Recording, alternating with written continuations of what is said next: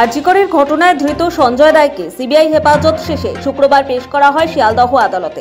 সেখানে সঞ্জয়কে 14 দিনের জেল হেফাজতের নির্দেশ দিয়েছে আদালত।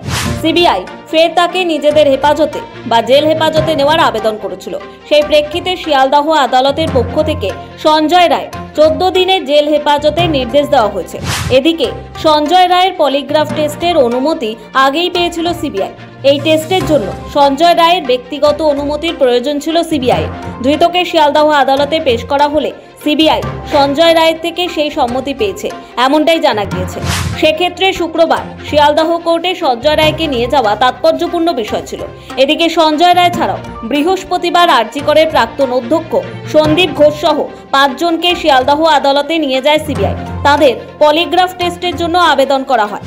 সন্দীপ ঘোষ এবং আরজিকরের 4 চিকিৎসক পড়ুয়ারও পলিগ্রাফ টেস্টের অনুমতি পেয়েছে কেন্দ্রীয় তদন্তকারী সংস্থা।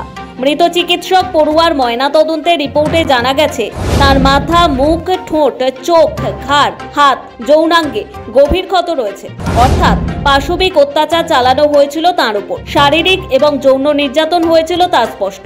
এই পরিস্থিতিতে পলিগ্রাফ টেস্টের আগে দফায় দফায় সঞ্জয় রায়ের মনস্তাত্ত্বিক মূল্যায়ন করা হয়েছে, যাতে সামনে এসেছে সে যে বিকৃত যৌনতায় আক্রান্ত অর্থাৎ সেক্সুয়ালি পারভার্টেড।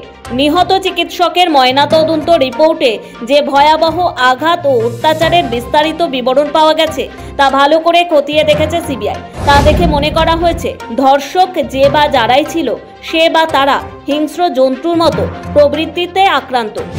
এই প্রবৃত্তি পুরোপুরি ধরা পড়েছে সঞ্জয় রায় সাইকোমেট্রি টেস্টেও।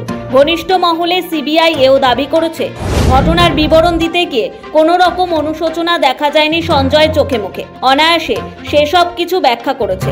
এতেই বোঝা যায় তার মানসিক বিকৃতি আছে। সেক্ষেত্রে পলিগ্রাফ টেস্ট হলে তার থেকে আরও বিস্তারিত তথ্য জানা যাবে বলে মনে করা হচ্ছে। কড়া নিরাপত্তার মধ্যে শুক্রবার সঞ্জয়কে আদালতে পেশ করা হয়। প্রচণ্ড বৃষ্টির মধ্যেই এদিন আরজিকর কাণ্ডে অভিযুক্ত সঞ্জয়কে বের করা হয়। এরপর তাকে শিয়ালদহের অতিরিক্ত মুখ্য বিচার বিভাগীয় ম্যাজিস্ট্রেটের আদালতে নিয়ে যাওয়া হয়। দুপুরে তাকে হাজির করানো হয় আদালতে। কড়া নিরাপত্তার ব্যবস্থা করা হয়েছিল আদালত চত্বরে। পুলিশের গাড়ি আদালত চত্বরে নিয়ে আসার পরে সাধারণ মানুষ চিৎকার করতে থাকে, ফাঁসি চাই সঞ্জয়। সৌভিক সান্যালের রিপোর্ট, সময়, কলকাতা।